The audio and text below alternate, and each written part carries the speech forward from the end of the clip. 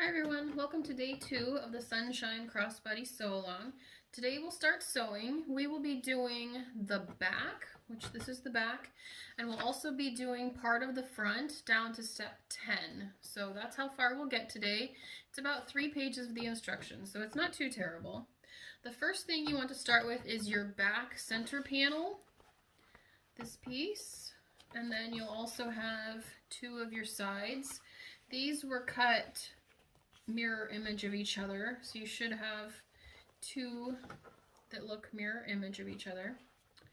We'll turn these over so that they're right sides together, and then we'll be putting these, lining them up with the long sides. Now the bottom has this cut out, and we'll be boxing the corners at the end, so you can use that to help you remember which side goes where.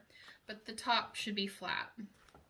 Now, if you just line these up and sew down, it's going to be off. See that? If I just sewed down, it would be that far off.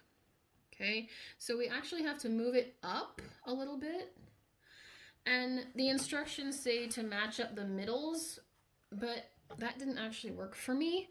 So a little quilting trick to use is find your seam allowance. So I think this is 3/8 inch. Let me double check. 3/8 inch seam allowance. I'm going to start from the bottom here. And I will find that on my machine and line up my fabric with it.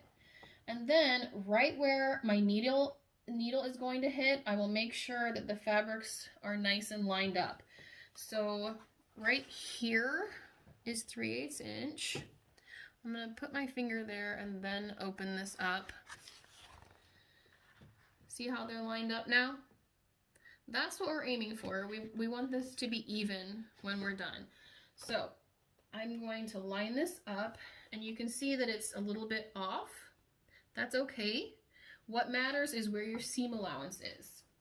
So make sure you know right where that is, right at your 3/8 inch, and then put it in place. And we'll be sewing down from that spot. So let's try that, and I'll show you how it looks.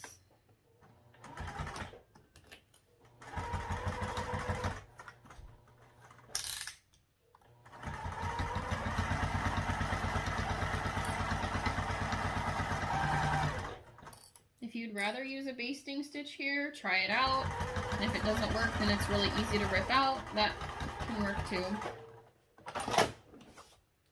Okay, so we'll open it up, and you can see it's pretty darn close. Okay, it's just a little bit longer, but this one's matched up, so there's not a lot to do about that. Okay, and we will be trimming it later, so there is a little bit of built-in leeway. We'll want to go ahead and do this with the other side, matching up your seam allowance spot.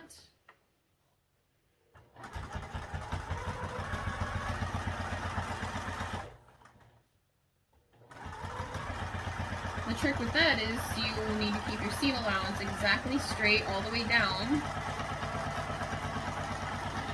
so that it matches up on the other side too. So when we open it up, pretty darn close there, and this one's just a hair over, but that'll be pretty simple to trim. All right, now extend your stitch length if you're using vinyl or cork, because we'll be top stitching this. You want to push your seams outwards. Okay. And we always top stitch at 1/8 of an inch. So what I've done is I've picked a place on my foot that I always follow for my top stitching. That way I've gotten used to that spot, and I can always follow right along with that spot on my foot. Top stitching and having it nice is really important for the final look of your bag. It makes it look more professional when you have nice straight top stitching.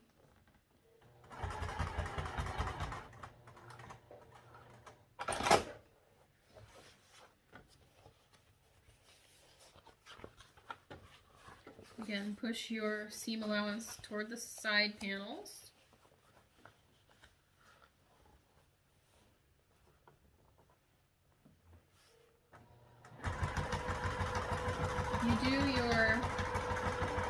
stitching at an extended stitch length so that it doesn't rip the vinyl.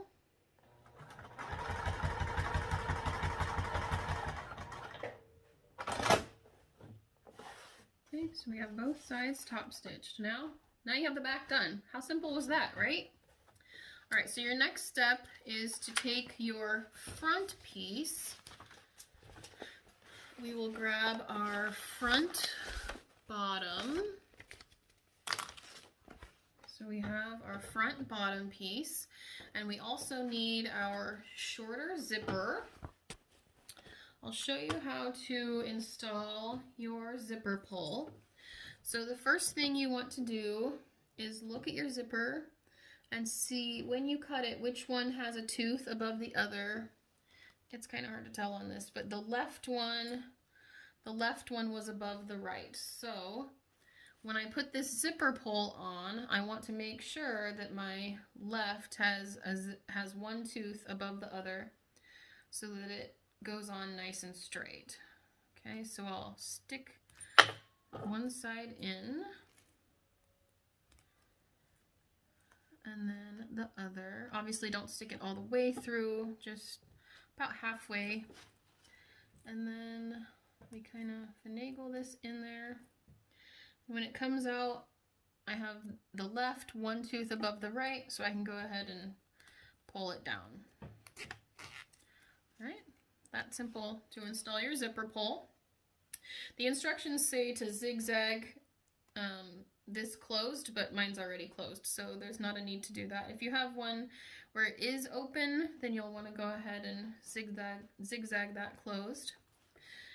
So the next thing we do is mark our centers of this panel, and I do that by folding it in half and then just doing a tiny snip, like 1/8 of an inch, little snip in the middle. That way you don't have to worry about a marker erasing or something like that. And we'll do that also with our top piece. We'll mark the bottom of this top piece because we're marking the two sides that will be matching eventually. Okay, and we'll take we also need our exterior pocket.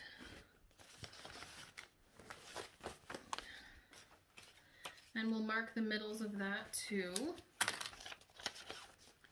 So this is our exterior pocket, and we mark the middle long ways. So I'll be folding this in half hot dog style.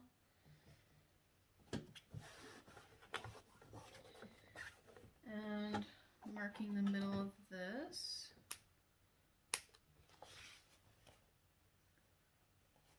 This just helps us keep everything lined up for the construction. Okay, so the first thing we want to do is take our bottom piece here, and your zipper, just so you know, this is the front and this flat part is the back. So when they talk about the front of your zipper to the left, that's what they mean. So put your zipper front side to the left, and then you'll put it face down against your bottom main. This zipper I cut 1 inch longer than the instructions said. It's a 9-inch, and you can see there's plenty of extra, so you don't need to cut 2 inches. Okay, so then we'll be sewing this on with a 3/8 inch seam allowance. If you have a number 3 zipper, you'll use a 1/4 inch seam allowance. That just keeps everything the same size if you've used a different size zipper. Okay, I actually like to move my zipper pull toward the back so that I can sew some of it first before I'm messing around with that zipper pull. You don't want to try and go around the zipper pull, you want to move it out of your way. It does mess with your seam allowance if you try and just go around it. You want to just move it out of the way and do it the right way.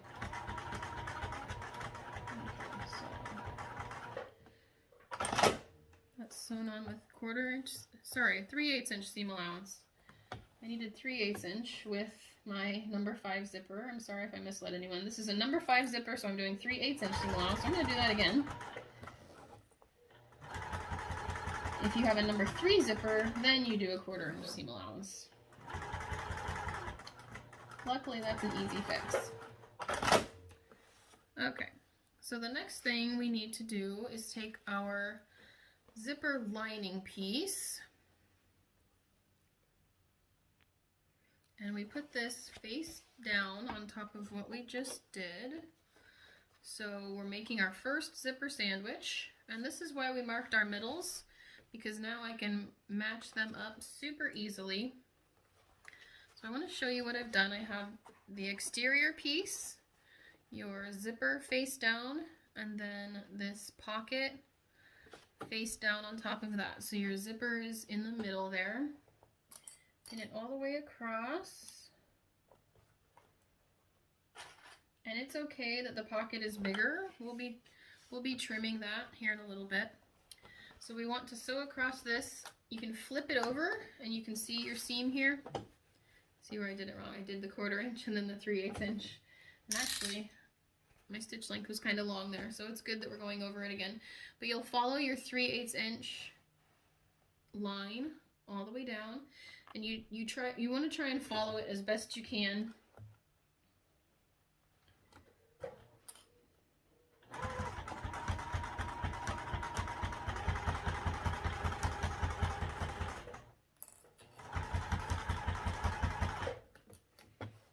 Again, move that zipper pull out of the way.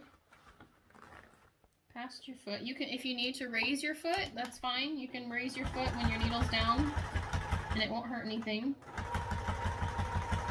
I like to set my machine to stop with my needle down, and that gives me more options if I need to raise my foot or anything like that.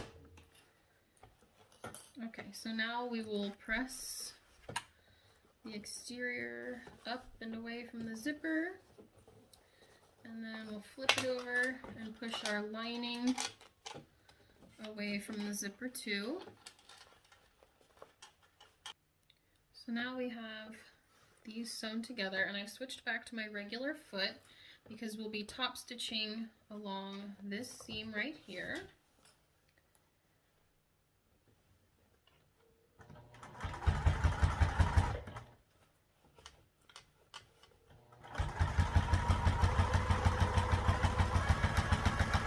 You can use your regular foot because it should be far enough away from your zipper pull to do that. Okay, we've top stitched there. The next step is to turn it over, and would be pulling your pocket up to the top of your zipper. So we're covering the whole thing. Let me do that one more time so you can see. We have it face down, and we take the bottom of your zipper panel, zipper pocket panel, pull it up to meet the top of your zipper. Okay, so we match up the sides and pin that.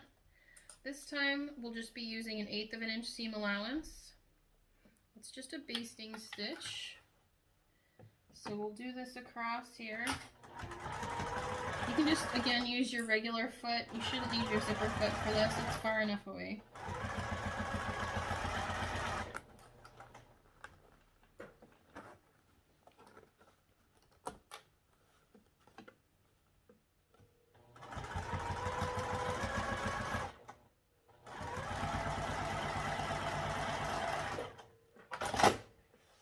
Alright, so that is steps 1 through 10.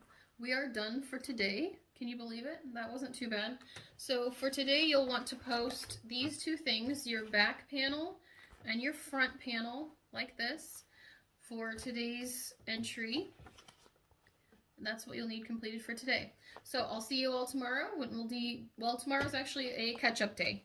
And then we will have some more steps when we come back on Wednesday. I'll see you all then. Bye-bye.